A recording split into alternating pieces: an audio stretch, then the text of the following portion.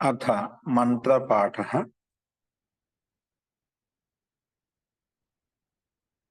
ॐ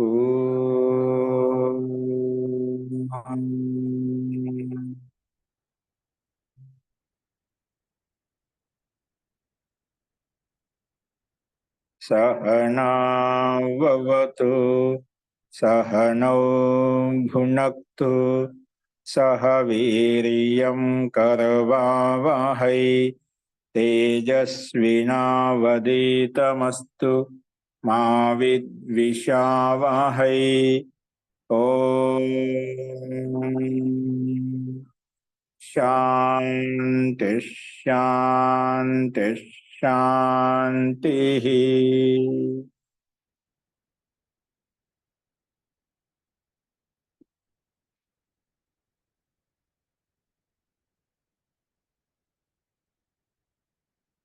సర్వేభ్యో నమః. మనము వేదాంత దర్శనంలో 2వ అధ్యాయంలో 1వ పాదం చూస్తున్నాము. అందులో నిన్న మనము 12వ సూత్రం వరకు మనం చెప్పుకున్నాం.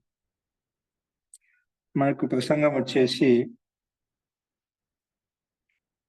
ఈ ప్రకృతి అనేది ఉపాదాన కారణము, పరమాత్మ నిమిత్త కారణం అనే విషయాన్ని మనం ప్రస్తావించుకున్నాము. ఆ విషయంలో పూర్వపక్షి రకరకాలుగా ప్రశ్నిస్తున్నారు, దానికి సమాధానం సిద్ధాంతి ప్రస్తావించారు. అందుకే అంతిమంలో ఏదైనా శిష్టాహ అపరిగ్రహాహ అపి, శిష్ట వ్యక్తులు ఏదైతే చెప్పలేదో గ్రహించలేదో అటువంటి దానికి కూడా అపి వ్యాఖ్యాత పైన చెప్పిన ప్రకారమే దీనికి సమాధానం చెప్పినట్టుగానే అర్థం చేసుకో, దానికి దీనికి కూడా సమాధానం ఇలాగే వ్యాఖ్యానించుకోవాలి అని చెప్పి సిద్ధాంతి ఈ రకంగా ప్రస్తావించదన్నమాట. కాబట్టి శిష్ట వ్యక్తులు ఎవరంటే దానికి ఒకటి మనకు మహాభాష్యం యొక్క మహర్షి పతంజలి యొక్క వచనాన్ని ఉల్లేఖించారు. బ్రాహ్మణులు ఎలా ఉండాలంటే కుంభీధాన్యంగా ఉండాలి, లోలుపత అంటే లోభరహితంగా ఉండాలి, నిష్కారణంగా ఉండాలి, ఏదైనా ఒక విషయంలో పారంగతులై ఉండాలి. అటువంటి వ్యక్తి శిష్ట వ్యక్తులు అని చెప్పుకున్నాము. అలాగే మనుస్మృతిలో కూడా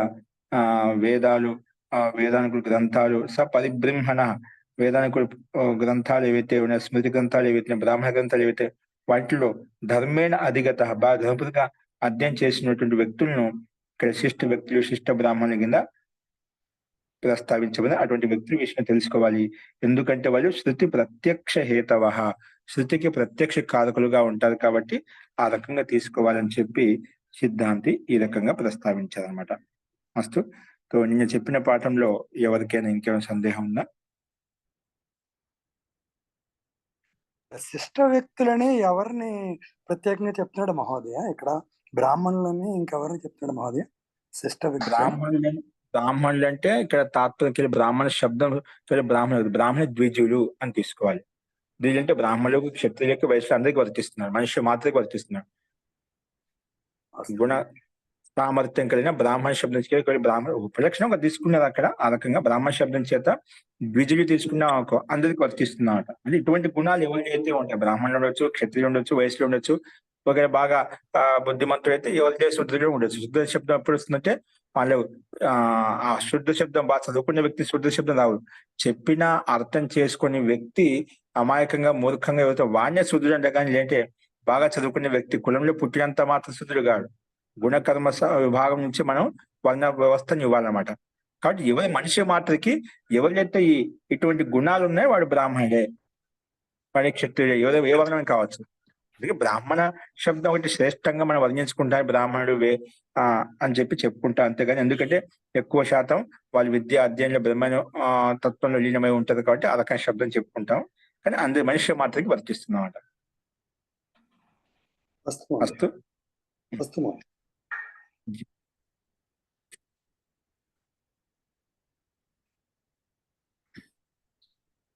ఇంకా ఏదైనా సందేహాలు ఉన్నాయా? అంటే బ్రాహ్మణ శబ్దం చేత బ్రాహ్మణ కాదు, మనిషి మాత్రం ఎవరైనా ఇటువంటి గుణాలున్న వ్యక్తులు ఆ శిష్ట వ్యక్తులు, సభ్య వ్యక్తి అని చెప్పి మనం గుర్తిస్తాం అనమాట. సభ్య వ్యక్తిగా మనం పరిగణించాలి. అంటే ఇక్కడ కే శిష్టాహ అన్నప్పుడు వ్యాకరణ మహాభాష్యకారైన పతంజలిని ఉత్తమని ఇప్పుడు చెప్పాడు కదా ఆయన మహోదయ. భాషల్లో అది ఒక ఉల్లేఖించారు కాబట్టి దాన్ని వ్యాఖ్యానించుకున్నాం. అదే బ్రాహ్మణ శబ్దం చేత అందుకే దీనికి నేను ఈ రకంగా చెప్పాను. బ్రాహ్మణ శబ్దం మనం మహోదయ అంటే గురుకులానికి వెళ్ళి అక్కడ ఆ శిక్షణ అంతా అదే మా శిక్ష వ్యాకరణం అంతా చదువుకొని మహాభాష్యం ఇదంతా చదువుకుంటారు కదా గురుజీ. వాళ్ళు బ్రాహ్మణులుగా గుర్తింపబడతారు కదా. క్షత్రియులు కూడా అలాగే క్షత్రియులు కూడా చేస్తారు. ద్విజులు అంటే ఆచార్య కులంలోకి వెళ్ళి ఎవరైతే మళ్ళీ విద్య పొందుతారో వాళ్ళని ద్విజులు అంటామట. వాళ్ళని ద్విజులు అంటారు. జన్మన అని చెప్పడం లేదన్నమాట. జన్మత నుంచి ఒక జన్మ కలుగుతుంది. ద్వితీయ జన్మ ఎప్పుడు కలుగుతుందంటే గురుకులంలో వాసం చేస్తూ గురువు చేత మళ్ళీ ఎప్పుడు జ్ఞానం పొందగలుగుతాడో అప్పుడు తన గర్భంలో ఉంచుకొని ఆ ఆచార్య తనకి విద్యా బోధన చేయిస్తాడు అన్నమాట. ఈ విధంగా బ్రహ్మచర్యం చేసి గర్భంలో ఎవరైతే ఉండేటువంటి అట్లా పిండాన్ని మాత నిర్మాణం చేస్తుందో అలాగా తన ఆధీనంలో ఉంచుకొని ఆచార్యుడు ఆ శిష్యుల్ని ఆ రకంగా విద్యావంతుడు చేస్తాడు, జ్ఞానవంతులు చేస్తాడు. అలాగే ద్విజులు అని చెప్పి శబ్దం తెచ్చుకున్నామట. ఉపలక్షణం అంటే ఇక్కడ 4-5 పదాలు చెప్పారు కదా మహోదయ. బ్రాహ్మణ, కుంభీ, ధాన్య, అలోలుప, అగృహ్యమాణ కారణ, కించిత్ అంతరణ, కశ్చాత్ విద్యా అని చెప్పారు కదా మహోదయ. ద్విజులు అని కూడా చెప్పారు. వీళ్ళందరినీ శిష్యులని తీసుకోవచ్చా మహోదయ? మళ్ళీ దాని ప్రశ్న ఎందుకు? మళ్ళీ శిష్యు తీసుకోవచ్చా? మరి ఆడ మంత్రం చెప్తాడు, ఆ వచనం చెప్తుంటే అది ప్రశ్నించి మళ్ళీ ఇంతసేపు చెప్పుకున్న దాన్ని మళ్ళీ తీసుకోవచ్చా మోదా ఏంటి క్వశ్చన్ మార్క్ వస్తుంది. ఇంతసేపు చెప్పుకునే అదే కదండి. మరి ప్రశ్నించే క్వశ్చన్ మార్క్ లాగా తీసుకోవచ్చా మోదని ఆ ప్రమాణంగా చూపిస్తే మా మహర్షి పతంజలి యొక్క వచనం మహాభాష్యం యొక్క వచనం చూపిస్తుంటే తీసుకోవచ్చా అంటే తీసుకోవాలని చెప్పి ఆ వచనం ఇచ్చారు మనకు. అక్కడ మహర్షి యొక్క మనుస్మృతి యొక్క మను మహారాజు కూడా ఇచ్చాడు ఇక్కడ. ధర్మే నదిగతో చేయిస్తూ వేద సంపరిబ్రహ్మణ అంటే మొత్తం వేదము, వేద గ్రంథాలు, బ్రాహ్మణ గ్రంథాలు, ఉపనిషత్తులు మొత్తం అని చెప్పి అటువంటి వ్యక్తి శిష్టుగా పరిగణించాలి. అంటే శాస్త్ర చదివే వ్యక్తి శిష్ట వ్యక్తిగా ఉంటాడు, దాంట్లో సందేహం లేదు. అందుకే ఎందుకంటే శృతి ప్రత్యక్ష హేతవ. శృతి అంటే వేదానికి ప్రత్యక్షంగా వాళ్ళు సాక్షాత్కం చేసుకుని ఉంటుంది, ప్రత్యక్షంగా అనుభూతిని పొంది ఉంటుంది కాబట్టి అర్థం చేసుకుంటుంది కాబట్టి అటువంటి వాళ్ళు సభ్య వ్యక్తులు, వాటిలో శిష్ట వ్యక్తులు అని చెప్పి ఈ రకంగా ప్రస్తావించారు అనమాట. ఓకేనా? ఓకే ఓకే అస్తు ప్రకృతాంశరామ తరిహి. నెక్స్ట్ చూడండి, ఇంక ఇదే విషయాన్ని తీసుకొని అన్ని చెప్పిన తర్వాత ఇంతవరకు ఒక ప్రకటన అడిగిన దానికి సమాధానం చెప్పిన తర్వాత ఇక్కడ మళ్ళీ పూర్వపక్షి మళ్ళీ ప్రస్తావించాలి. అంతటితో ఆగలేదన్నమాట. పూర్వపక్షి అడగాలి, ఏదో రకంగా అతని ఎదుటివాడిని ఖండించాలంతే. తన విషయాన్ని స్థాపించుకోవడానికి ప్రయత్నం చేస్తున్నాడు. అదేంటో చూడండి. అస్తు కింద భూమిక చూడండి. ఇక్కడ మనకు 12వ సూత్రానికి భూమిక. అస్తు అంటే అస్తు సరే, నువ్వు పైన చెప్పింది అలాగే ఉపాదాన కారణం ప్రకృతి, నిమిత్త కారణం పరమాత్మ అని చెప్పుకున్నాం, బాగానే ఉంది. అందుకు కింద ఇచ్చాడు.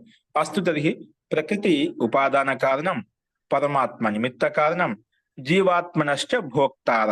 జీవాత్మ శబ్దం మొత్తానికి సత్తా ముగ్గురికి భిన్నంగా తీసుకొచ్చి స్వీకరించేశాడు అనమాట. అన్ని విన్న తర్వాత భోగం జీవాత్మని వేరు, నిమిత్త కారకుడు పరమాత్మ వేరు, ఉపాదాన కారణం ప్రకృతి వేరు. అది ఓకే, బాగానే ఉంది అని చెప్పి అది 3 చెప్పాడు. అస్తు తరిహి ప్రకృతి ఉపాదాన కారణం, పరమాత్మ నిమిత్త కారణం, జీవాత్మనశ్చ భోక్తార. జీవాత్మలు ఏవైతే ఉన్నాయో అని భోక్త అంటే భోగం చేసేది మాత్రం చెప్పి భోక్తార శివు అని చెప్పి స్వీకరించాడు. బాగానే ఉంది, ఈ 3 తత్వాలు భిన్న భిన్నంగా ఉన్నాయని చెప్పి. కానీ ఏ ఖలు ముక్తాత్మన తేతు పరమాత్మని తత్ సుఖం అనుభవంతి, సుఖం అనుభవన్ తత్తిష్టంతి, సుఖం అనుభవం తత్తిష్టంతి. పరంతు ఏ సంతి బద్ధాః తేతు ప్రళయావస్థాయాం ప్రకృత్యా సహ తస్యాం లీనాః ఇవ అవిభాగేన వర్తంతే తదానిం తేషాం భోక్తృత్వ ధర్మః తస్యాం ప్రకృతౌ ఆపద్యతే. పునశ్చ సా జడత్వాత్ చ్యవతే.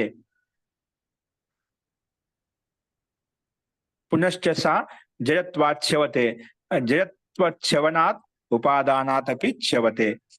అని చెప్పి మళ్ళీ పూర్వపక్షి ఆక్షేపించాడు ఇక్కడ. ఏమంటే సరే ప్రకృతి ఉపాదాన కారణము, పరమాత్మ నిమిత్త కానీ జీవాత్మ భోగం చేసేటువంటి అని చెప్పి చెప్పుకున్నాం. కానీ ఏవైతే ఏ కలు ముక్తాత్మన అంటే ఏదైతే ముక్తిని పొందాయి, ఈ సంసారాన్ని త్యాగం చేసి సమాధి ద్వారా ఆ పరమాత్మ సాక్షాత్కారం చేసుకున్న ముక్తాత్మలు ఏవైతే ఉన్నాయో అవన్నీ ముక్తాత్మని బాగానే ఉన్నాయి. ఆ పరమాత్మని తత్ సుఖం అనుభవం తిష్టంతి, పరమాత్మ సుఖాన్ని భోగం చేస్తూ అక్కడ ఆనందానుభూతిని పొందుతున్నాయి. ఏవి ముక్తాత్మలు, శరీరబంధం లేదు కాబట్టి. అందుకే పరమాత్మనే తత్ సుఖం అనుభవం తిష్టంతి, పరమాత్మ సుఖానుభూతిని పొందుతూ ఉన్నాయి. కానీ ఏ సంతి బద్ద ఏదైతే జీవాలు సంసారంలో ఉన్నాయో, పుడుతున్న చనిపోతున్నాయి జీవరాశులు ఏవైతే ఉన్నాయో, ప్రాణులు ఏవైతే ఉన్నాయో, బద్ధ ప్రాణులు ఏవైతే ఉన్నాయో, బద్ధ జీవులు ఏవైతే ఉన్నాయో, ఏ సంతి బద్ద హత్తే ప్రళయవస్థ. కానీ ఈ బద్ధ జీవులు ఇంకా ముక్తిని పొందలేదన్నమాట. కానీ ఈ కాలంలో ఉన్న ముక్తి రాలేదు.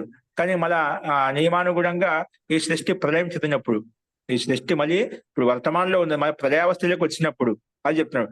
ఏ సంతి బద్ధాహతేతు ప్రళయావస్థాయం ప్రకృత్యా సహా తస్యాం లీనాహ ఇవ అవిభాగేన వర్తంతే. ఎప్పుడైతే ఈ ప్రకృతి విలీనమైపోతుందో, ఈ జడ జగత్ అంతా ప్రకృతిలో విలీనమైపోతుందో అప్పుడు, అంటే ఈ జగత్తు మన ప్రపంచే బ్రహ్మాండం అంతా విశ్వం అంతా ఈ ప్రకృతిలో ప్రళయావస్థాయం ప్రకృత్యా సహా ప్రళయావస్థ ప్రకృతితోటి విలీనమైపోతుంది. అప్పుడు ఏమవుతుంది? అవిభాగేన వర్తంతే. అప్పుడు ఎటువంటి విభాగం లేకుండా ఉంటుందన్నమాట. అంటే ప్రకృతిలో విలీనమైపోతుందన్నమాట. అంటే భిన్న భిన్నంగా ఉండే ఒక దాంట్లో ఏకమైపోతుందన్నమాట. తదాని అప్పుడు తేషాం భోక్తృత్వ ధర్మా తస్యాం ప్రకృతి ఆపద్యతే. ఇప్పుడు జీవాత్మలన్నీ బద్ధ జీవాత్మని ప్రకృతి విలీనమైపోయాయి, ప్రకృతి కలిసిపోయాయి కదా, మొత్తము కలిసిపోయినప్పుడు ఆ భోక్తృత్వ జీవాత్మ భోక్త అని చెప్పి చెప్పుకున్నాం, జీవాత్మను భోగం చేస్తే చెప్పుకున్నాం. ఆ జీవాత్మలో ఉండే భోక్తృత్వ ధర్మం అంతా ప్రకృతి ఆపద్యతే, ప్రకృతి కూడా వచ్చేస్తుంది మళ్ళీ. ఎందుకంటే ప్రకృతిలో విలీనమైపోయాయి కదా. ప్రళయావస్థలో ప్రశ్న కొంచెం బాగా సూక్ష్మంగా గమనించినప్పుడు పొదుపక్ష ఎలా అడుగుతుందని తెలిసిపోతుందన్నమాట. ఇవన్నీ ప్రళయావస్థలో జీవాత్మలన్నీ ఎక్కడ వెళ్ళిపోయి ప్రకృతిలో విలీనమైపోయాయి అన్నమాట. అందుకే ప్రళయావస్థ బద్ధ జీవాత్మని ప్రళయావస్థాయం ప్రకృత్యా సహా తస్యాం లీనాహ ఇవ అవిభాగేన వర్తంతి. ఇంకా లీనమైపోయి వేరు వేరు కాదు, ఒకటే అన్నట్టుగా కలిసిపోయాయి అన్నమాట. తదాని అప్పుడు తేషాం భోక్తృత్వ ధర్మ తస్యాం ప్రకృతో ఆపదితే. అప్పుడు జీవాత్మకుండే భోక్తృత్వ ధర్మం అని అంతా కూడా జీవాత్మ భోగం చేస్తున్న అనుభూతిని పొందేదా ఆ ధర్మాలను ప్రకృతో ఆపద్యతే. ప్రకృతిలో జడ ప్రకృతిలో ఉత్పన్నమవుతాయి. అప్పుడేమవుతుంది? పునశ్చ సా జడత్వాచ్యవతే. అప్పుడు ప్రకృతి జడం అని చెప్పిన ఆ జడత్వం నుంచి వేరైపోతుంది. అంటే ప్రకృతిలో జీవాత్మలు కలిసిపోవడం చేత, విలీనం కావడం చేత ఆ జీవాత్మల యొక్క ధర్మాలని ప్రకృతిలోకి వచ్చాయి. అంటే చైతన్యం వచ్చిందా? ఇవి ప్రకృతి జడ భోగం చేస్తున్నాడు, జీవాత్మ ఏదైనా భోగం చేస్తున్నారుగా, దాంట్లో అలాంటి ధర్మాలు దీంట్లో కూడా వస్తాయన్నమాట. అప్పుడు ఏమవుతుంది? జడత్వాచ్యవతే. ఇది జడత్వం అనేది దీంట్లో ప్రకృతిలో ఉండదు. అందుకే జడత్వం చేత వేరు కావడం చేత ఉపాదానాదపి చ్యవతే. అది ఉపాదానం అని చెప్తున్నావు కదా, అది ఉపాదానం కూడా కాదు అని పూర్వపక్ష అడిగాడు. కరెక్ట్ అడిగింది, తప్పడిగాడు. ఉపాదానం కూడా ఉండదు. అప్పుడు ప్రళయావస్థలో జీవాత్మని ప్రకృతి విలీనమైనప్పుడు జీవాత్మ యొక్క ధర్మాలని దాంట్లోకి వచ్చేస్తాయి. కాబట్టి అప్పుడు ప్రకృతి జడత్వం అనేది ఉండదు. జడత్వం లేకపోవడం వల్ల ఉపాదన కూడా ఉండదు అన్నమాట. ఉపాదన అంటే జడం అనుకుంటున్నావు కదా, ఆ ఉపాదనత్వం కూడా ఉండదు, దాని నుంచి వేరైపోతుంది. అందుకే ఉపాదానాదపి చ్యవతే అని చెప్పి ఈ రకంగా పూర్వపక్షి ప్రశ్నించాడు. ప్రశ్న అర్థమైందే? ప్రశ్న అర్థమైతే మీకు సమాధానం సహజంగా అర్థం ఉంది. ముందు ప్రశ్న అర్థం కాదు. అర్థమైంది. పొదుపక్ష ఏ రకంగా అర్థమైంది కదా? అర్థమైందండి. అంటే ఇప్పుడు లీనమైనప్పుడు అన్ని మూర్ఛావస్థలో ఉంటాయి కదా, అప్పుడు ఈ జీవాత్మల తాలూకా ఈ చైతన్యం అనేది ప్రకృతిలోకి వస్తుంది కదా అంటున్నాడు. అంతే కదా మహోదయ? ప్రకృతిలోకి వచ్చేస్తుంది. ప్రకృతిలో విలీనమై ప్రకృతిలోకి వస్తుంది. జీవాత్మ ధర్మాలను ప్రకృతిలోకి వస్తాయి. అప్పుడు ప్రకృతి జడంగా ఉండదు అన్నమాట. జడంగా ఉండినప్పుడు అది ఉపాదాన కారణం కూడా కావదు, దాని నుంచి కూడా వేరే అయిపోతుంది. ఉపాదానాదపి చ్యవతే. వేరు కావడం అన్నమాట, దాని ధర్మాన్ని వదిలేయడం అన్నమాట. అంటే ఇప్పుడు చల్ల నీళ్ళల్లో నీటి యొక్క ధర్మం చల్లదనం అన్నమాట. దాంట్లో ఉష్ణత్వం వచ్చినప్పుడు ఏమవుతుంది? కొంచెం వేడెక్కుతుంది అన్నమాట. అంటే పోతుంది అన్నమాట, దాని ధర్మం వదిలేసింది అన్నమాట. ఆ, రకంగా వేరు కావడం, శివతి వేరు కావడం అనమాట. అంటే ఆ ధర్మం లేదంటే లేదనమాట. ఓకేనండి. శివతి అంటే జడత్వంలాగా అది చైతన్యం అయిపోతుంది, దాని భోక్త అయిపోతుంది అని ఆ ధర్మం ఇలాంటి దోషం వస్తుంది అని చెప్పి పూర్వపక్షి ఆక్షేపించాడు అనమాట. శవతే అని అంటే కొంచెం విడదీసి చెప్పరా? శివతి అదే అంటున్నా. ఇప్పుడు ధర్మము దాంట్లో ఉండేప్పుడు ప్రకృతి ఏమంటున్నాము, జడము అంటున్నాం. అది దాంట్లో అర్థమైందండి. జస్ట్ పదాన్ని కొంచెం పదం విడదీసి విభజన కావాలంటున్నారు. శివతి అని అదే. ఇక్కడ పదము ఇది శవతే అంటే ఆ చీ చీ చ్వి ధాతు అనేది అండి. చ్వి ధాతు అండి. నేను ఆ చ్వి చీ ధాతువుకి ధాతువే చ్వి ధాతు. చ్వి ధాతువుకి మళ్ళీ షప్ వచ్చింది, ఆత్మీయ తా వచ్చిందా అని. ఆ చ్వికి గుణం చేసే చ్వే అయిపోయింది. మళ్ళీ ఏ చోయ వాయావహ ప్రకారంగా ఆయాదేశం వచ్చింది అన్నమాట. వచ్చింది చియా అయిపోతుంది. అప్పుడు అవాదేశం వచ్చి చ్యవతే వేరైపోతుంది అన్నమాట. అస్తు. వస్తుంది.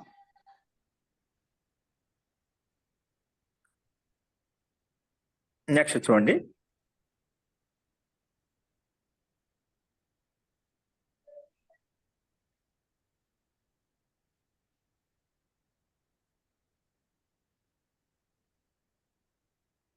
తత్ర ఇదముచ్యతే అని స్టార్ట్ చేయండి.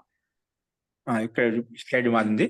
ఇప్పుడు అది భూమిక రూపంలో చెప్పాడనమాట 18వ సూత్రానికి. ఇప్పుడు కింద సూత్రం చెప్తుంది దానికి సమాధానం. అత్ర ఉచ్యతే అని చెప్పి తత్ర ఇదం ఉచ్యతే, అక్కడ దానికి సమాధానం ఈ రకంగా చెప్తున్నమాట.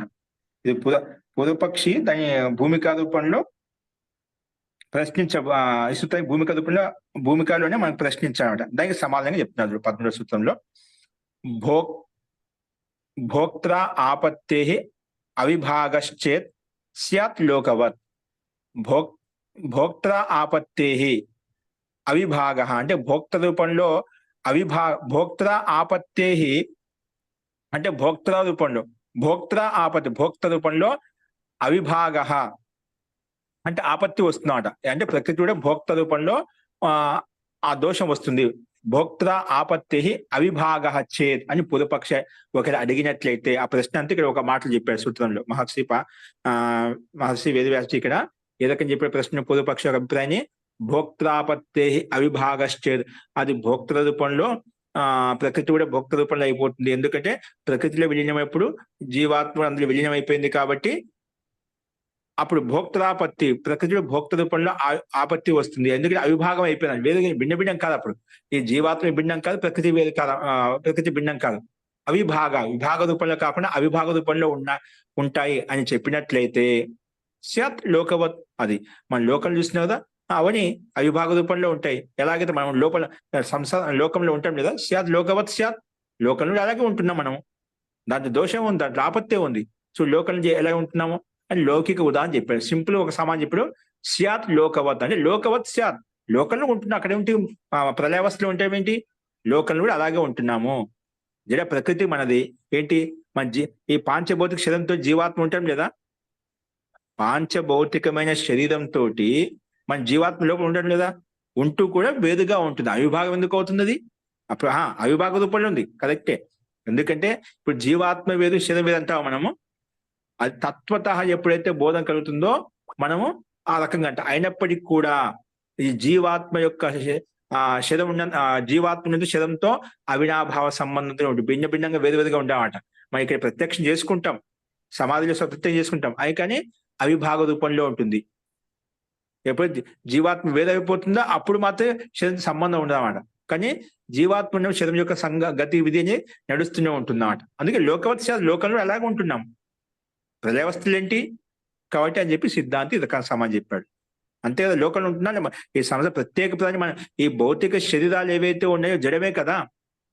కానీ ఆ జడ భౌతికమైన పదార్థంతో మన ఆత్మ ప్రత్యేక శరీరంలో జీవాత్మలు ఉన్నాయి. అలాగే ప్రళయవస్థలు అలాగే ఉంటాయి, అవిభాగ రూపంలో ఉంటాయి. దాంట్లో దోషమే ఉంటుంది. ఇక్కడ దోషమేం కాదు అనేటివి చెప్తున్నాడు చూడండి భాషలో. భోక్త్రాపత్తే అవిభాగ చేత్ అంటే ప్రళయావస్థాయాం జీవాత్మానం ప్రకృత్యా సహ అవిభాగశ్చేత్ తదా తస్యాం ప్రకృతౌ భోక్తృత్వ ధర్మాపత్తే దోషో మన్యతే.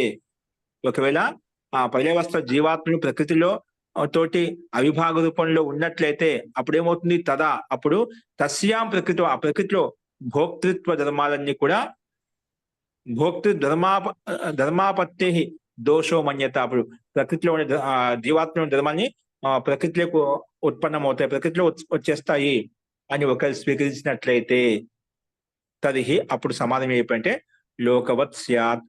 లోకంలో ఏ విధంగా మనం చూస్తున్నామో అలాగే ఉంటుంది. దాని పెద్ద సమస్య లేదు, దోషమేం కాదు. కాల్చువే తథాహి నా దోష, అలా ఉన్నప్పుడు దోషమేం కాదు. ప్రళయవస్థల్లో అలా ఉంటాయి, దాని తప్ప లోకంలో కూడా ఉంటుంది. అక్కడ ప్రళయవస్థ ఉంటే ఏంటి? అది దోషం కాదు. నా దోష స్యాత్, నా దోష అని చెప్పాడు. లోకవత్ స్యాత్ తథాహి నా దోష.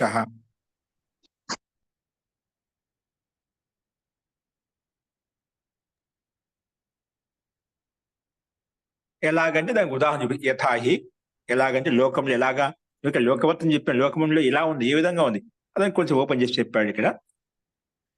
మనుష్య అశ్వ గవాది జీవానం, మనుష్యులు, అశ్వములు అంటే గుర్రములు, ఆవులు, అలాగన్ని సమస్త ప్రాణులు వచ్చాయి. మనుష్య అశ్వ గవాది జీవానం, ఆది శబ్దం నుంచి మిగతా అన్ని సమస్త ప్రాణులు తీసుకోవచ్చు. మనుష్య అశ్వ గవాది జీవానం జడం స్వ శరీరం తైహి సహ అవిభాగాపన్నం సత్ సుషుప్తి కాలే తేషాం భోక్తృధర్మేణ విహీనం భవతి. భోక్తృధర్మేణ విహీనం భవతి అంటే ఇవి మనకు మనుషులైనా పశువులైనా సమస్త ఆవులైనా సమస్త జీవుల్లో కూడా జడం స్వ శరీరం, ఇది ఈ శరీరం జడమే కదా. కాబట్టి ఈ జీవానం జడం, ఈ జీవరాశుల యొక్క జడం శరీరం ఏదైతే ఉందో, భౌతిక శరీరం ఏదైతే ఉందో, స్వ శరీరం జడం స్వ శరీరం తైహి సహా, ఈ జడ శరీరం తోటి అవిభాగాపన్నం సత్ అంటే విభాగం లేకుండా భిన్న వేరు కాకుండా ఒకే శరీరంలో ఉన్నాయన్నమాట. ప్రత్యేక పదంలో ఆ జీవాత్మతోటి ఈ శరీరం ఉంది, శరీరంతో పాటు జీవాత్మ కూడా ఉందన్నమాట. విభాగం కాకుండా వేరు కాకుండా ఒకే పిండంలో ఉన్నాయన్నమాట. అవిభాగాపన్నం సత్ సుషుప్తి కాలే, బాగా గాఢంగా నిద్రపోతున్నప్పుడు తేషాం భోక్తృత్వ ధర్మేణ విహీనం భవతి. బాగా నిద్రపోతున్నప్పుడు ఆ ధర్మాలతో భిన్నంగా ఉంటుందన్నమాట. జీవాత్మ ఉంటుందా? శరీరంలో ఉండేటువంటి ఇంద్రియాలతోటి అప్పుడు భోగాలు అనుభవిస్తుందా? ఏం అనిపిస్తుంది? అప్పుడు సుషుప్తి కాలం గాఢంగా బాగా నిద్రపోతుంటే పరమాత్మ ఐక్యం చెందుతుందన్నమాట. అప్పుడు శరీరం అలాగే పడి ఉంటుంది, జీవాత్మలు పరమాత్మ ఐక్యమైపోయి అలాగే ఉంటాయన్నమాట. అందుకే సుషుప్తి కాలే తేషాం భోక్తృధర్మేణ విహీనం భవతి. సుషుప్తి కాలంలో అంటే బాగా గాఢ నిద్రలో ఉన్నప్పుడు జీవాత్మలు ఏ విధంగా భోక్తృధర్మం లేకుండా విహీనంగా ఉంటాయో అలాగే తద్వత్ ప్రళయావస్థానం జీవాత్మానం, ప్రళయావస్థ జీవాత్మని కూడా మహాసుషుప్తి భవతి. అప్పుడు మహాసుషుప్తి మనం ఏదో 12 గంటలకు 24 గంటల రోజులో రాత్రి పడుకున్నప్పుడు 12 గంటలు మనం నిద్రపోతున్నాం అంట, అది అల్పకాలం తీసుకున్నాం. అలాగే ఇది ప్రళయకాలం మహాసుషుప్తి కాలం అన్నమాట. అప్పుడు జీవాత్మలు మహాసుషుప్తి భవతి, అప్పుడు జీవాత్మని కూడా మహాసుషుప్తి అవుతుంది. అప్పుడు పరమాత్మలో ఐక్యమే ఉంటాయన్నమాట. అక్కడ ప్రకృతితో సంబంధమే ఉండదు, ఉన్నప్పుడు కూడా ప్రకృతితో సంబంధం ఉండదు, అక్కడ పరమాత్మతో ఐక్యం చెంది ఉంటాయి. ఇక్కడ ఏ విధంగా సుషుప్తి కాలంలో బ్రహ్మలో ఐక్యమే ఉంటాము, ఇంద్రియాలతో ఏ సంబంధం ఉండదో అలాగే మహాసుషుప్తి భవతి. తదా ప్రకృత్యా సహ అవిభాగేన విద్యమానానాం తేషాం జీవానం భోక్తృధర్మేణ ప్రకృతిరపి విపన్నా నా భవతి. అప్పుడు అలాగే ఏ విధంగా అయితే సుషుప్తి కాలంలో జీవాత్మ బాగా గాఢంతిలో ఉన్నప్పుడు ఎటువంటి ఇంద్రియాలతో సంబంధం లేకుండా పరమాత్మలో ఐక్యమై ఉంటుందో అలాగే ప్రకృతి సహ విభాగ ప్రకృత్యా సహ అవిభాగేన, ఈ ప్రకృతి అవిద్యమానంగా ఉంటూ ప్రకృత్యా అవిభాగేన విద్యమానం అంటే భిన్నంగా కాకుండా అంటే ఒకే విధంగా కలిసి ఉంటూ తేషాం జీవానం భోక్తృత్వ, జీవాత్మ యొక్క భోక్తృ ధర్మాలు ఏవైతే ఉన్నాయో ప్రకృతి విపన్నా నా భవతి, ప్రకృతి కూడా దాంతో యుక్తంగా ఉండదు, అటువంటి ధర్మాలు అంటే దీంట్లోకి ఏమి రావు. జీవాత్మలకు ప్రకృతి ఎటువంటి సంబంధం అంటే ప్రకృతి విపన్నాపి అంటే కలిసి ఉన్నప్పుడు కూడా నా భవతి అంటే భోక్తృ ధర్మాలు అందులో విద్యమానంగా ఉండవన్నమాట. నహి భోక్తృత్వ ధర్మాపత్తి తస్యాం జాతు జాయతే. ఆ భోక్తృత్వ ధర్మాలు జాతు జాతు నా జాయతే అంటే ఎప్పుడు కూడా ఉత్పన్నం కావు. అంటే ఆ జీవాత్మలో ఉన్నటువంటి భోక్తృత్వ ధర్మాలు ప్రకృతిలోకి ఉత్పన్నం కావు. జీవాత్మ ఉండే ధర్మాలు ప్రకృతిలో ఉత్పన్నం కావు. అందుకే జాతు జాయతే నా జాతు జాయతే. భోక్తృత్వ ధర్మాపత్తి తస్యాం నా జాతు జాయతే. ఎప్పుడు కూడా ఉత్పన్నం కావు. ఏ విధంగా అయితే సుషుప్తి కాలం జీవాత్మ పరమాత్మ విలీనం అవుతుంది, అక్కడ ప్రకృతి సంబంధం ఉండదు. అటువంటి ఆ జీవాత్మ యొక్క ధర్మాలు అక్కడ ప్రకృతిలో విలీనం కాలేదు, జడ ప్రకృతిలో సంబంధం కాలేదు, అక్కడ భోగాపత్తి జీవాత్మ ధర్మాలు రాలేదు. అలాగే ఇక్కడ కూడా జీవాత్మల యొక్క మహాసుషుప్తి కాలంలో ప్రళయ కాలంలో అక్కడ పరమాత్మలు ఐక్యం చెంది ఉంటాయి, కానీ ప్రకృతి రేపు విపన్న ప్రకృతిలో సమీపంగా అవిభాగ రూపంలో ఉంటూ కూడా ఆ ధర్మాలు అందులో ఎప్పుడు కూడా ఉత్పన్నం కావు, భిన్నంగానే ఉంటున్నమాట. సాతు జడ ఇవ తిష్టత, జడ రూపంలో ఉంటుంది. సుషుప్తౌ శరీరినా సహా శరీరం ఇవ ఇతి. సుషుప్తి కాలంలో శరీరం ఏ విధంగా ఉంటుందో అలాగే ప్రకృతి కూడా అలాగే ఉంటుంది. అంటే జీవాత్మతో యుక్తంగా ఉంటూ కూడా శరీరం లాగానే ఉంటుందో అలాగే ప్రకృతి కూడా ప్రళయ కాలంలో ప్రకృతితో సంబంధంగా ఉన్నప్పటికీ జీవాత్మలు ప్రకృతి రూపంలో ఉంటుంది, జడ రూపంలో ఉంటుంది, కానీ చైతన్య రూపంలో ఉండదు. అంటే జీవాత్మ యొక్క ధర్మాలు అందులో ఉత్పన్నం కావు. అందుకే అది స్పష్టంగా సుషుప్తౌ శరీరినా సహా శరీరంతో శరీరం ఇవ శరీరం లాగానే ఉంటుంది సుషుప్తి కాలంలో. అలాగే ప్రకృతిలో ఉండే జీవాత్మను కూడా ఉన్నప్పటికీ కూడా అది భిన్నంగానే ఉంటుంది, ఎప్పుడు కూడా ఆ ధర్మాలు ఉత్పన్నం కావు. అందుకే జడైవ తిష్టతి అని చెప్పి స్పష్టంగా చెప్పబడింది. సుషుప్తో శరీరానివ శరీరినా సహా శరీరం ఇవ ఇతి అని చెప్పి స్పష్టంగా ఇక్కడ వ్యక్తం చేయబడింది. కాబట్టి మొత్తానికి ఇక్కడ ఆ పూర్వపక్షి ప్రళయ కాలంలో జీవాత్మని ప్రకృతిలో విలీనమైనప్పుడు అన్ని ప్రకృతిలో విలీనప్పుడు జీవాత్మక ధర్మాలు ప్రకృతిలో ఉత్పన్నం అవుతాయన్నప్పుడు అలా ఏం కాదు. లోకంలో కూడా మనం ఉంటున్నాము. లోకంలో జీవాత్మను కూడా భౌతిక శరీరంతో జడ శరీరంతో యుక్తమై ఉన్నాయి, అవిభాగ రూపంలో ఉన్నాయి. ఉన్నప్పటికీ కూడా జీవాత్మలో శరీరం యొక్క ధర్మాలు ఉత్పన్నం కావడం లేదు. అలాగే ప్రకృతిలో కూడా ప్రళయ కాలంలో కూడా అలాగే జీవాత్మ యొక్క ధర్మాలు ప్రకృతిలోకి ఉత్పన్నం కావు. జడం లాగానే ఉంటుంది, జీవాత్మ లాగానే ఉంటాయని చెప్పి ఇక్కడ స్పష్టం చేశారనమాట. అలా చెప్పిన తర్వాత ఇంకా పూర్వపక్షి అదే విషయాన్ని పుష్టి చేస్తూ మళ్ళీ చెప్తున్నాడు. నా స్యాత్ నామ, సరే అవి భోక్తృత్వ ధర్మాలు ప్రకృతిలోకి ప్రళయకాలంలో రావు, బానే ఉంది, ఏదో తర్కయుక్తంగా లోక ఉదాహరణ తీసుకొచ్చి చెప్పావు. నా స్యాత్ నామ జీవాత్మానం సంగేన ప్రళయ వేళాయాం ప్రకృతో భోక్తృ ధర్మాపన్నత. సరే ప్రళయకాలంలో ప్రకృతిలో ప్రళయ వేళాయాం ప్రకృతిలో ప్రళయకాలంలో ప్రకృతిలో భోక్తృత్వ ధర్మాపన్నత నాస్యాత్నామ జీవాత్మ సంఘం చేత ప్రకృతిలో అటువంటి ధర్మాలు రావు, బానే ఉంది. ఏవం అయినప్పటికీ కూడా ఏవం తావత్ కార్యస్యాపి ప్రకృత్యా సహ అన్యత్వేన భవితవ్యం కిం. కార్యస్యాపి ప్రకృత్యా సహ అన్యత్వేన భవితవ్యం కిం. ఇక్కడ మళ్ళీ దాన్ని చూడు, అక్కడేం చెప్పినాం, ప్రళయకాలంలో జీవాత్మలను కూడా ప్రకృతిలో బ్రహ్మాండం కూడా ప్రకృతి మొత్తం విలీనం అయిపోతుంది, జీవాత్మ కూడా విలీనం అయిపోతాయి అన్నమాట. అంటే వ్యక్తి రూపంలో ఉండిపోవచ్చు, పిండి రూపంలో ఉండవన్నమాట, శరంతో యుక్తం కాబట్టి విలీనం అయిపోతుందని చెప్పినాం. కానీ ఇక్కడ ప్రశ్న అడుగుతున్నా అంటే కార్యస్యాపి ప్రకృత్యా సహ అన్యత్వేన భవితవ్యం. ఈ కార్య జగత్ ఉంది కదా, ఈ బ్రహ్మాండం ఉంది కదా, ఈ విశ్వం అంతా ఉంది కదా, కార్య జగత్ అన్నమాట. అందుకే ఏవం తావత్ కార్యస్యాపి ప్రకృత్యా సహ అన్యత్వేన భవితవ్యం కిం. అంటే ఈ కార్య జగత్, ఈ బ్రహ్మాండం ఏదైతే ఉందో ప్రళయకాలంలో ప్రకృతిలో విలీనమైనప్పుడు అలాగే భిన్నంగా ఉంటుందా? అన్యత్వేన భవితవ్యం కిం. ఈ కార్య జగత్ అంతా ఇప్పుడు నువ్వు చెప్పావు, జీవాత్మ శరీరంతో ఉంటూ కూడా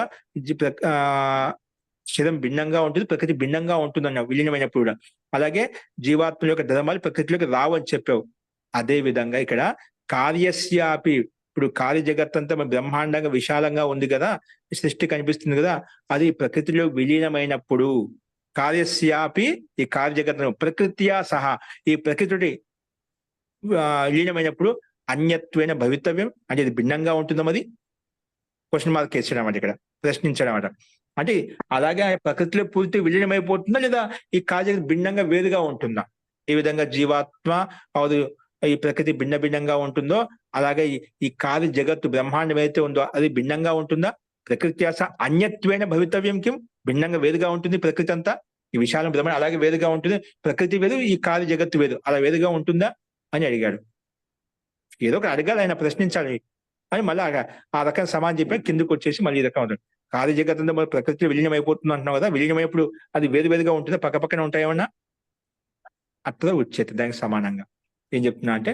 తద్ అనన్యత్వం అలాగా వేరువేరుగా ఉండవు అనన్యత్వం కలిసే ఉంటాయి వేరువేరుగా ప్రకృతిలో నుంచి ఉత్పన్నమైన జగత్తు ఈ కార్య జగత్తు బ్రహ్మాండం అయితే ఉందో ప్రళయకాలం విలీనమైనప్పుడు అనన్యత్వం అది అనన్యంగానే ఉంటుంది అంటే ఏకమై ఉంటుంది అని వేరువేరుగా ఉంటుంది అన్నమాట గుణము గుణం వేరు చేయలేమాట అది మూల ప్రకృతి నుంచి బ్రహ్మాండం ఉత్పన్నమైంది అది ప్రళయకాలంలో ప్రకృతిలో విలీనమైపోతుంది అన్నమాట ప్రకృతి జడం కాబట్టి ఈ కార్య జగత్తం జడం అన్నమాట కాబట్టి జడంలో విలీనమైపోతుంది అది వేరు కాదు ఈ కార్య జగత్తు వేరు ఈ ప్రకృతి వేరు అని చెప్పనీకి లేదన్నమాట మనము స్థూల కథను చెప్పేటప్పుడు ఇది కారణము ఇది కార్యం అని చెప్తాం అది బాగానే ఉంది కానీ విలీనమైనప్పుడు అంతా ఒకటే అవుతుంది విలీనమైనప్పుడు అది అంతా ఒకటే అవుతుంది అన్నమాట అందుకే తద్ అనన్యత్వం అన్యత్వం అంటే వేరుగా వేరుగా అనేవి అనన్యత్వం వేరు కాదు ఒకటే అంతా ఒకటే వస్త్రము లో శ్వేతత్వము వస్త్రం వేదంటామా ఒకటే అందులో విలీనం అయిపోయింది అన్నమాట పాలు నీళ్ళు అన్నప్పుడు కలిసిపోయినప్పుడు అది వేదని చెప్తామా అభిన్నత్వంగా ఉంటుంది దాంట్లో వేకమై ఉంటుంది భిన్నమైనప్పుడు కూడా ఇక్కడ అలా కాదు పాలు నీళ్ళు అంటే మరి భిన్న తత్వం అవుతుంది అంటే ప్రకృతి పదార్థాలు మొత్తానికి ఇద్దరు కూడా రెండు కూడా పాలైనా నీళ్ళైనా అంటే ఈ విధంగా ఏకమైపోయో వేరువేరుగా చూపించలేమో దాన్ని అలాగా ఏకమై అన్నట్టుగా మనం చెప్పుకోవాలన్నమాట అస్తు తద్ అనన్యత్వం వేరుగా కాదు ఒకటే ఉంటుంది ఎలా తెలుస్తుంది ఒకటే నీ మాట చెప్తే అయిపోతుందా ఆరంభన శబ్దాదిభ్య తర్వాత ఇచ్చాడు ఎందుకంటే మనకు శాస్త్రాల్లో ప్రారంభించిన శబ్దాలు ఎలా ఉన్నాయి ఆ శబ్దాలను బట్టి మనకు అనన్యత్వం తెలుస్తుంది అంటే వేరు వేరు కాదు ఒకటే అయిపోతాయి ప్రకృతి ప్రళయకాలంలో ఈ కార్య జగత్ బ్రహ్మాండం అంతా విశ్వం అంతా ప్రకృతి విలీనం అయిపోతుంది వేరువేరుగా ఉండదు ప్రకృతి వేరు కార్య జగత్తు బ్రహ్మాండం వేరు అలా ఉండదు అనన్యత్వం ఒకటే అయిపోతుంది ఏకమైపోతుంది ఎలా తెలుస్తుంది ఆరంభన శబ్దాదిభ్య ఆరంభన అంటే ప్రారంభం ఈ సృష్టి ప్రారంభించినప్పుడు దాంట్లో శాస్త్రాలు ఎలా ఏ విధంగా చెప్పి ఒక విధానం చెప్పండి శబ్ద ప్రమాణంలో శాస్త్రాల్లో అక్కడ శబ్దాదిభ్య ప్రారంభించే శబ్దం ప్రారంభం అంటే ఏమిటి మన ఉపదేశం ప్రారంభించామండి చెప్పిన అంటే ప్రారంభం అంటే ఆరంభంలో అంటే ప్రారంభంలోనే అనేక చోట్ల ఉపనిషత్తుల్లో దర్శన శాస్త్రాల్లో మనకు ఏం చెప్పబడిందంటే ఇవి అనన్యత్వంగా ఉంటాయి ప్రకృతి కార్య జగత్తు వేరేది కాదు ఒకటే అనన్యత్వం భిన్న భిన్నం కాదు అభిన్నము ఏకము అని చెప్పబడ్డాయి ఎలా చెప్పాయి ఆరంభన శబ్దాదిభ్య ఒక శబ్దాదిభ్య బహుశం చెప్పాయంట ఒక చోట ఏదో ఒక సందర్భాలు చెప్పలేము అనేక చోట్ల అలాగా ప్రారంభిక వచనాలు చెప్తున్నామట ఇది భిన్న భిన్నం కాదు వేరు కాదు ఒకటే అని చెప్పి ప్రకృతి వల్ల ఉత్పన్న కార్య జగత్ అంతా ఒకటే అని చెప్పి మనకి శాస్త్రం చెప్తుంది అని చెప్పి ఈ సూత్రం యొక్క అర్థం వ్యక్తం చేయబడింది చూడండి భాష్యంలో ఇక్కడ పైన ఒక చిన్న వాక్యం కొంచెం క్లారిటీ కావాలి మహోదయ ఇక్కడ తదా ప్రకృత్యా సహా విభాగేన విద్యమానానా తేషాం జీవానాం విభాగేన కాదు తదా ప్రకృత్యా అవిభాగేన విభాగం కాదు అచ్చా అవిభాగేన ఓకే అస్తు మహోదయ ధన్యవాదాలు ఓకే అస్తు ఓకే తదా భాష్యం చూడండి తయా ప్రకృత్యా సహ కార్యస్యతు అనన్యత్వం అస్తి తయా ప్రకృత్యా సహ కార్యస్యతు అనన్యత్వం అస్తి తయా ప్రకృత్యా అంటే తయా అంటే ఆ ప్రకృతి తోటి కార్యస్యతు ఈ కార్య జగత్తు ఈ బ్రహ్మాండానికి అనన్యత్వం అస్తి తయా ప్రకృత్యా ఈ ప్రకృతి తోటి కార్య జగత్తుకి అనన్యత్వం ఉంది వేరు కాదు ఒకటే ఇది ఒకటే అని చెప్పి మనకి కార్య జగత్ ఏదైతే కనిపిస్తుంది కార్యస్య తయా ప్రకృత్యా సహ తు అనన్యత్వం అస్తి వేరు కాదు ఒకటే అందులో విలీనమై ఉంటాయి వేరు కాదు అని చెప్పి ఈ రకంగా సమానం చెప్పి తదా అనన్యత్వం అంటే వేరు కాదు ప్రకృతి ద్వారా ఉత్పన్న కార్య జగత్ రెండు ఒకటే అందులో విలీనమైపోతుంది ఈ విధంగా మట్టి ద్వారా ఉత్పన్నమైనటువంటి కుండలో అది కుండ పగిలిపోయినప్పుడు అది చూర్ణమైనప్పుడు అందులో మనం విలీనం మిట్టిలో కలిసిపోతుంది, మిట్టిలాగా అయిపోతుంది. అలాగా అది వేరు కాదు అన్నట్టుగా కింద చెప్పాడు. ఈ రకంగా సమానం చెప్పాడు అనమాట. తత్ర ఔపనిషదం ప్రమాణం, ఇందులో ఉపనిషత్తు యొక్క వచ్చిన ప్రమాణంగా చూపిస్తున్నాడు. ఉపనిషత్తు వచ్చిన ప్రమాణం అంట. ఏంటి ఉపనిషత్తు యొక్క ప్రమాణం? ఆరంభన శబ్దాదిభ్య హేతు ఇచ్చారు కదా, సమానం చెప్పారు కదా. దానికి ఏంటి ఆరంభన శబ్దం, ఎక్కడొచ్చింది ఆ వచనం? అది కింద చెప్పారు. ఆరంభన శబ్దాదిభ్య అంటే ఆరంభన శబ్దాది ప్రయోగవద్భ్యో వచనేభ్య సిద్ధ్యతి. అంటే శాస్త్రంలో మన ఉపనిషత్తుల్లో అనేక చోట్ల అనేక సందర్భాల్లో ప్రారంభిక వచనాల ద్వారా, అందుకే ఆరంభన శబ్దాది ప్రయోగవద్భ్య, అక్కడ ప్రయోగించే శబ్దాల ద్వారా, వచనముల ద్వారా సిద్ధ్యతి, స్పష్టంగా మనకు అర్థమవుతుంది. ఏంటంటే సిద్ధ్యతి, స్పష్టంగా అర్థమవుతుంది. ఎక్కడంటే తద్యత, దానికి ఉదాహరణ చూపిస్తాను. యథా సౌమ్య, హే సౌమ్య, ఏకేన మృత్పిండేన సర్వం మృన్మయం విజ్ఞాతం స్యాత్. ఏకేన మృత్పిండేన సర్వం మృణమయం విజ్ఞాతం స్యాత్.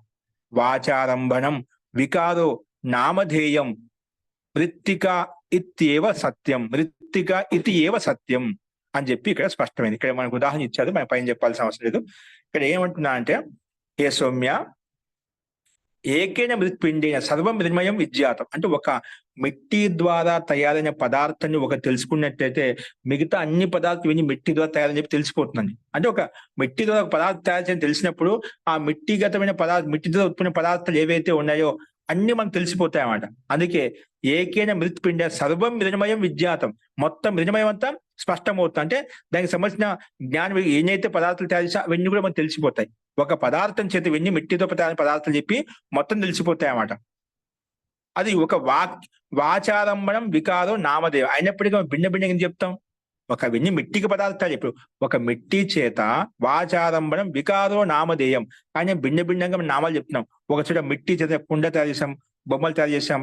ఇప్పుడు దీపావళికి మనం ప్రమిదలు తయారు చేసాం, మూకడలు తయారు చేసాం. అలాగే అనేక పేర్లు ఉన్నాయి, రకరకాలుగా మనం బొమ్మలు తయారు చేసాం. ఇప్పుడు మార్కెట్లో వెళ్తే ఎన్ని రకాల బొమ్మలు తయారు చేసామంటే మనం చెప్పలేని బొమ్మలు ఒకటే మిట్టితో అనేక విధాలు తయారు చేసాం. ఆ కళాకృతి, అతనిలో ఉండే కళాకారుడు యొక్క కళా నైపుణ్యంతో అనేక పదార్థాలు మనం తయారు చేయాలి. అనేక బొమ్మల రూపంలో, అనేక చైన్ రూపంలో, గొలుసుల రూపంలో ఎన్ని రకాలు చేసుకున్నాడు అంటే అన్ని రకాలు చేసుకున్నాడు. అవిన్నింటివి నామధేయం, వాచారంభణం వికారో నామధేయం.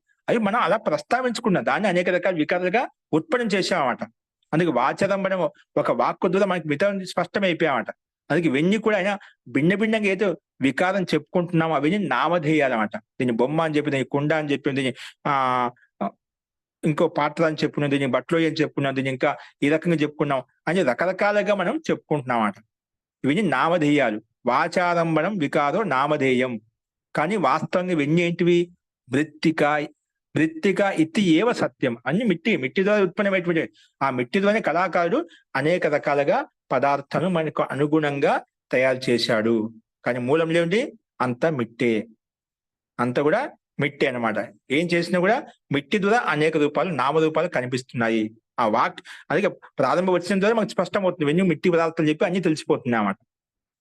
అది ఈ చాందోగ్యోపనిషత్తు యొక్క వచ్చిన చెప్పుకున్నాం. అంటే అంతా కూడా మిట్టే మూలంలో ఉండి మిట్టే అన్నమాట. ఆ మిట్టికి అనేక రూపాలుగా, నామాంతరాలుగా మనం తయారు చేసుకుని దానికి భిన్న పేర్లు పెట్టుకున్నామట.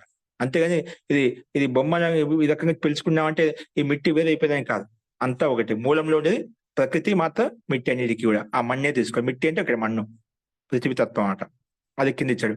తద్వత్ అలాగే పృథివ్యాదీనాం భిన్న పదార్థానాం వికారాత్మకానామపి ప్రకృత్యా సహ అనన్యత్వం విజ్ఞేయం. అలాగే ఈ తద్వత్ దానికి పైన చెప్పిన సమాధానం పృథివ్యాదినాం భిన్న పృథివీలో ఉండే పంచభూతాల్లో ఉండే పదార్థాలు ఏవైతే ఉన్నాయో పృథివ్యాదినాం భిన్న పదార్థానం వికారాత్మకానామపి, వికారాత్మక ఆత్మానిక స్వరూపం అండి బొమ్మలు.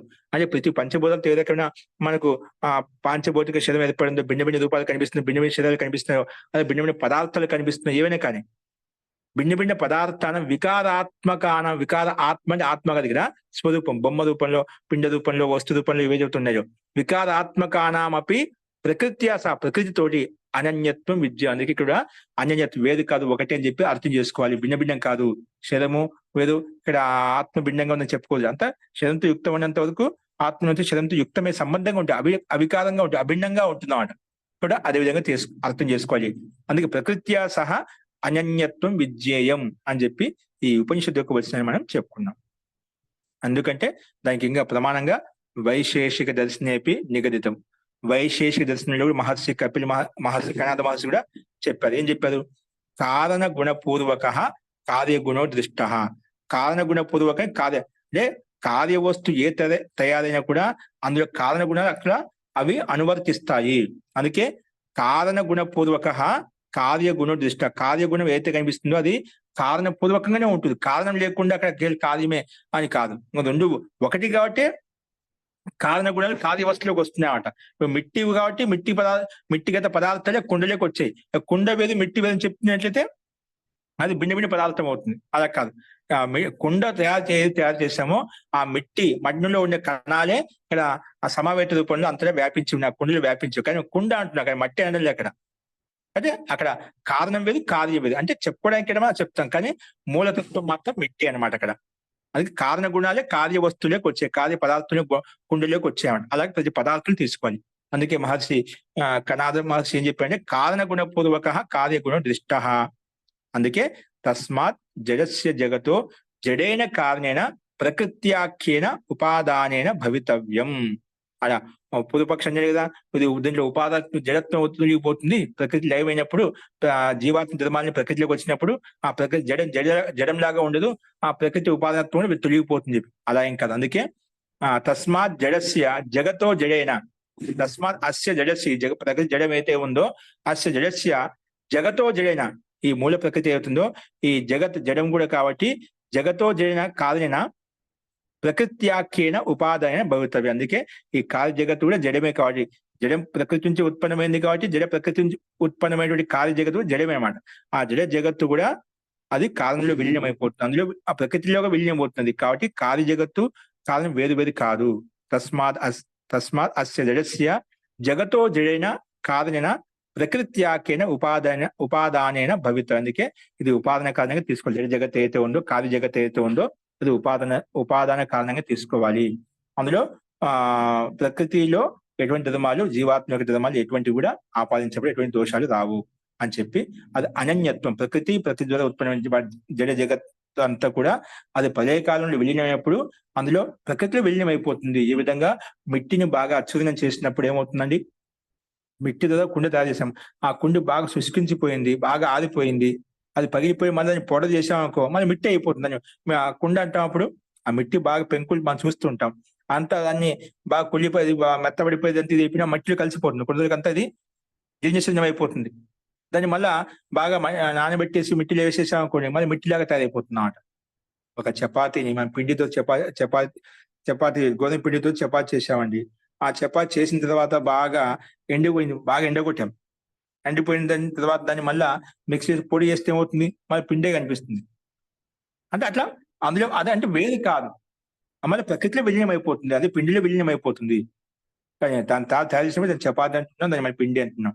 అంటే అందులో విలీనం అయిపోతుంది, అది వేరు కాదు, అభిన్నం. తద అనన్యత్వం, అన్యత్వం కాదు. పిండి వేరు చపాతి వేరు అన్నట్టుగా ఈ కుండ వేరు మిట్టి వేరు అనే అలా వేరు కాదు. రెండు ఒకటే, మిట్టి అన్నా కుండన్నా ఒకటే. కాబట్టి దాని యొక్క రూపాన్ని మనం అభివ్యక్తం చేసుకున్నాం, మూల ప్రకృతిని అభివ్యక్తం చేసుకున్నాం, అది అర్థం చేసుకోవాలి. ఓకే, అదే ఈ విషయాన్ని మనం ప్రస్తావించుకున్నాం. అదే 15వ సూత్రంలో కూర్చోండి, భావేచ ఉపలబ్ధేహి. ఎందుకంటే ఏది ఉంటే అదే ఉపలబ్ధం అవుతుందన్నమాట. భావేచ ఉపలబ్ధేహి, అక్కడ ఏది ఉంటే మనకి అది ఉపలబ్ధం అవుతుందన్నమాట. అందుకే అయ్యో అపదో హేతు, దాన్ని ఇంకా పుష్టి చేయడానికి ఇంకొక హేతు ఇస్తున్నామాట. భావేచ ఉపలబ్ధేహి అంటే కారణంలో ఏ గుణాలు అయితే ఉంటాయో కార్యంలో అవే గుణాలు ఉంటాయి. జడమైతే జడమై అవుతుంది. కాబట్టి భావే చ ఉపలబ్ధి, ఏవైతే ఉంటాయో అవే గుణాలు ఉపలబ్ధం అవుతాయి. అంటే ఎందుకు అమ్మని, ఎందుకు అసత్ సత్ ఉత్పన్నం అవుతుంది, ఆ భావం నుంచి భావం ఉత్పన్నం అవుతుంది. ఒక పూర్వపక్ష అన్నాడు కదా, అసత్ నుంచి సత్ ఉత్పన్నం అవుతుంది. అసత్ నుంచి సత్ ఎప్పుడు ఉత్పన్నం కాదు, సత్తాత్మకమైన పదార్థం నుంచి సత్తాత్మకమైన వస్తువుని తయారవుతుంది. ఏదైనా ఒక వస్తువుని ఇంకో రకం తయారు చేసుకుంటాను, వికారం తయారు చేసుకుని భిన్న తయారు చేసుకుంటాం. ఏం లేక శూన్యం నుంచి ఏం ఉత్పన్నం అవుతుంది, ఏం కాదు. అభావం నుంచి భావం ఉత్పన్నం అవుతుందా, భావం నుంచే భావం ఉత్పన్నం అవుతుంది, కానీ అభావం నుంచి భావం ఉత్పన్నం కాదు. అందుకే భావేచ, ఏదైనా ఉద్యమానంగా ఉన్నప్పుడే, ఏదైనా పదార్థం ఉన్నప్పుడే ఉపలబ్ధి కలుగుతుంది. దాన్ని రకరకాల మార్చుకొని తయారు చేసుకుంటాము. ఏమి లేకుండా ఏది ఉత్పన్నం కాదనమాట. అందుకే భావేచ, ఏదైనా విద్యమానంగా ఉన్నప్పుడు మాత్రమే ఉపలబ్ధి కనిపిస్తుంది. అది ఇచ్చే కింద భాషను చూడండి. అయం అపరో హేతు, ఏదో భిన్న హేతు అంటే భిన్న ప్రమాణం చూపిస్తున్నారు. కార్యస్య కారణ అనన్యత్వే యత్ కార్యస్య కారణ అనన్యత్వే యత్ భావే అనన్యత్వే అంటే కార్య వస్తువు కార్య జగత్తు కారణంతో భిన్నం కాదు అని చెప్పడానికి ఇది భిన్న హేతు, భిన్నమైన ప్రమాణం. కార్యస్య కారణ అనన్యత్వే యత్ అంటే భిన్నం కాదు ఒకటే అని చెప్పడంలో ఇది ప్రమాణం. ఏంటంటే భావే సతి అంటే సతి కారణే సతి కార్యస్య ఉపలబ్ధి దృశ్యతే నాస్తి. కార్య వస్తువు ఉందంటే కారణం ఉంది కాబట్టి కార్య వస్తువు కనిపిస్తున్నాడు. మిట్టి ఉంది కాబట్టి కుండ కనిపిస్తున్నాడు. మిట్టే లేకపోతే కుండ అనేది లేదన్నమాట. మిట్టి రూపి సత్తా ఉంది కాబట్టి కుండ రూపి సత్తా మనకు వ్యక్తం చేసుకుంది అని రూపాంతరం చేసుకున్నామట.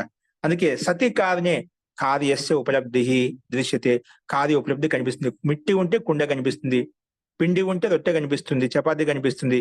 నా అసతి అక్కడ పిండి లేకపోతే చపాతి లేదంటే, కుండ లేకపోతే అక్కడ మిట్టే లేకపోతే నా అసతి అంటే మిట్టే లేకపోతే కుండ కూడా లేదు, పిండి లేకపోతే చపాతి కూడా లేదు అన్నట్టుగా మనం ఇలా తీసుకుంటే వస్తువు విద్యమానంగా ఉంటే ఇంకొక వస్తువు తయారు చేసుకుంటాం. వస్తువు లేకపోతే విద్యమానం లేకపోతే ఆ వస్తువు తయారు కాదు. అందుకే సతి కారణం ఉంటేనే కార్యస్య ఉపలబ్ధి దృశ్యతే, కార్య ఉపలబ్ధి కనిపిస్తుంది. నా అసతి కార్యస్య ఉపలబ్ధి నా దృశ్యతే, నా లేనప్పుడు కార్యం యొక్క ఉపలబ్ధి కనిపించదు. అలాగే కింద ఏమిచ్చాడు, సత్యామేవ మృత్తికాయాం ఘటో జాయతే, అందుకే దాన్ని ఇంకా ఉదాహరించాడు. అంటే సత్యామేవ మృత్తికా మిట్టి ఉన్నప్పుడు మాత్రమే, సత్యాం ఏవ మృత్తికాయాం ఘటో జాయతే మిట్టి ఉన్నప్పుడే కుండ ఉత్పన్నం అవుతుంది. నా అసత్యాయం సత్సు మిట్టి విద్యమానంగా లేనప్పుడు అసత్సు నా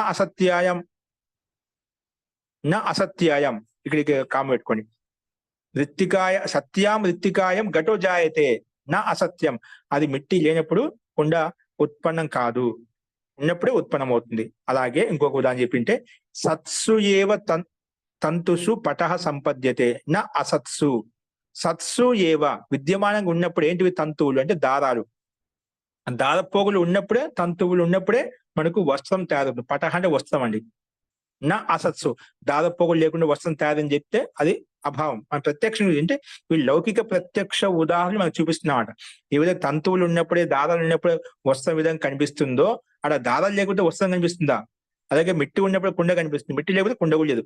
అలాగే సత్సు ఏవ తంతుసు అంటే తంతులు ఉన్నప్పుడే దారాలు ఉన్నప్పుడే పటః సంపద్యతే వస్త్రం ఉత్పన్నం అవుతుంది. నా అసత్సు ఆ దారపోగులు లేనప్పుడు పటః అంటే వస్త్రం ఉత్పన్నం కాదు అని చెప్పి రెండు ఉదాహరణలు మనకు చెప్పారు, లౌకిక ఉదాహరణ.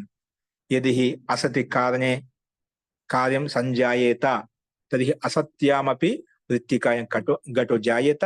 మళ్ళీ వాడికి ఒకవేళ మనం అనుకుందని చెప్పిన ప్రకారంగా యది అసతి కారణే కారణం లేకుండా కార్యం సంజాయేత కార్య వస్తు ఉత్పన్నం అవుతుంది అన్నట్లయితే తది అసత్యామపి నువ్వు అంటే ఈ మాట ఎందుకు చెప్పాల్సింది పూర్వపక్ష వసానాడు. ఆ అసత్ చేత సత్తా ఉత్పన్నం అవుతుంది. అసదేవ అంటే అసత్తా అసత్ అని చెప్పి పూర్వం చెప్పున్నమాట వాక్యం ఎక్కడ వచ్చింది. అది అసత్ చేత సత్తా ఉత్పన్నమైంది. అసత సజ్జాయతే ఏంటి అసత సజ్జాయతే అంటే ఆ అసత్ నుంచి అభావం నుంచి భావం ఉత్పన్నమైంది పూర్వపక్ష న్యాయమాట. ఆ మాటకి ఇప్పుడు చెప్పాల్సి వచ్చినమాట. అక్కడ మనకు ముందు చెప్పిన మూల ప్రకారం ప్రారంభంలో చెప్పిన ప్రకారం గుర్తుపోయి మనసులో అక్కడ తీసుకెళ్ళండి, మీ మనసులో అక్కడ తీసుకెళ్ళండి.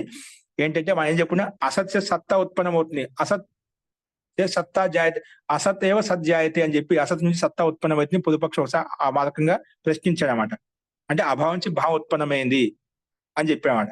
దానికి సమానం చెప్తూ మనసులో పెట్టుకొని ఇక్కడ దానికి సమానం చెప్తున్నామాట.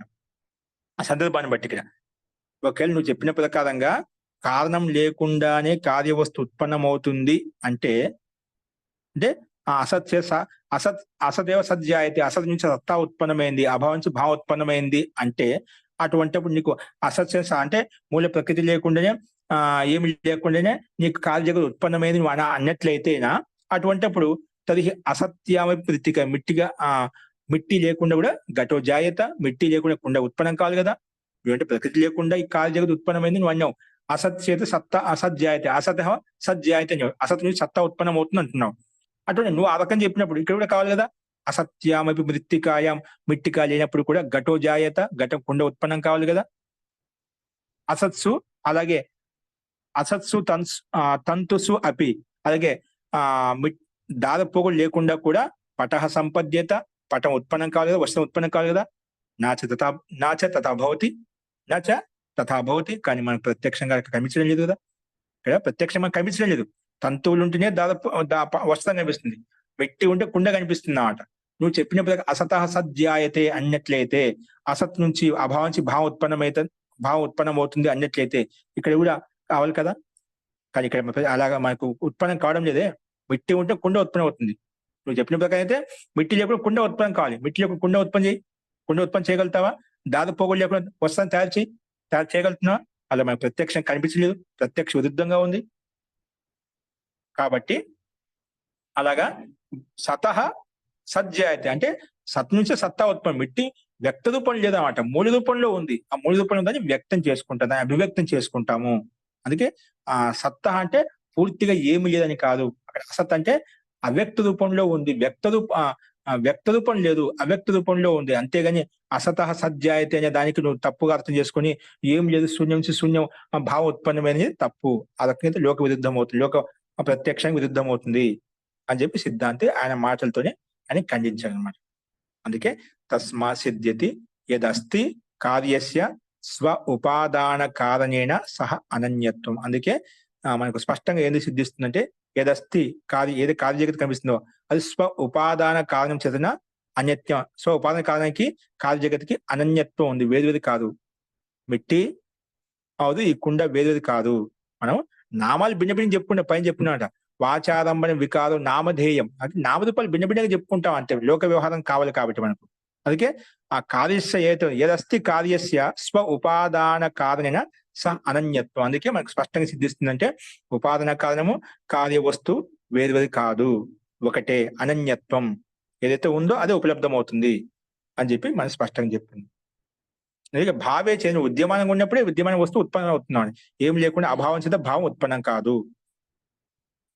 తథా కృత్వా ఏవ అన్యత్ర ఉపనిషది పఠ్యతే. ఇలాగే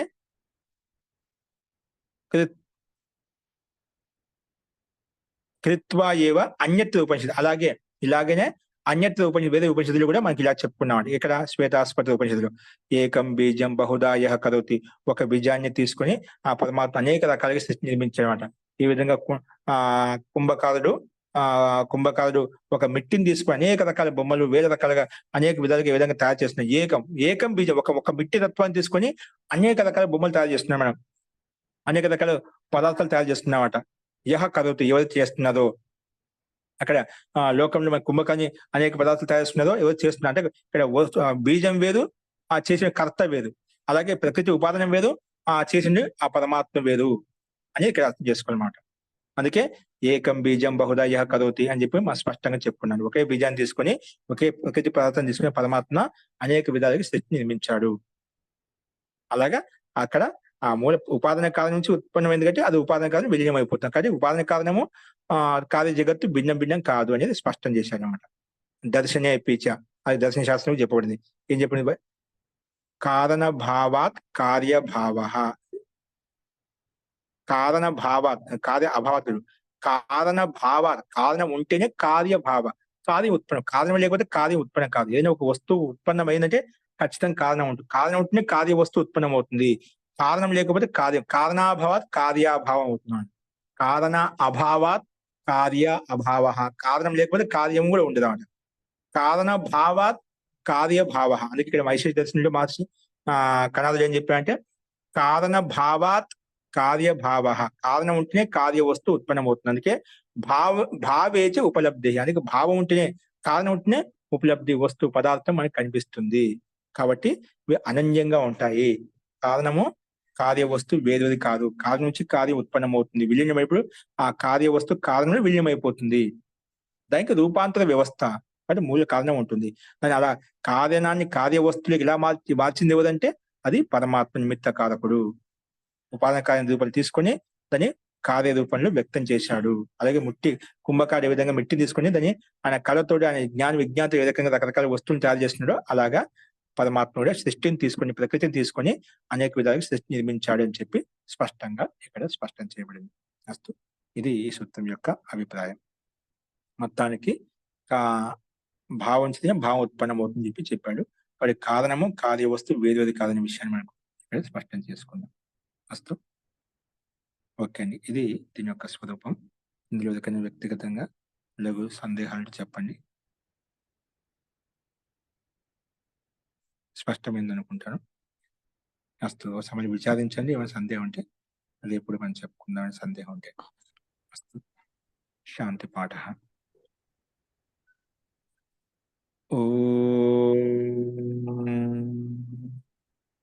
సర్వే భవంతు సుఖినః, సర్వే సంతు నిరామయాః, సర్వే భద్రాణి పశ్యంతు, మా కశ్చిత్ దుఃఖభాగ్ భవేత్. ఓం శాంతి శాంతి శాంతిః. నమస్తే మహోదయ, ప్రణామములు. అందరికీ నమస్కారం అండి. నమస్తే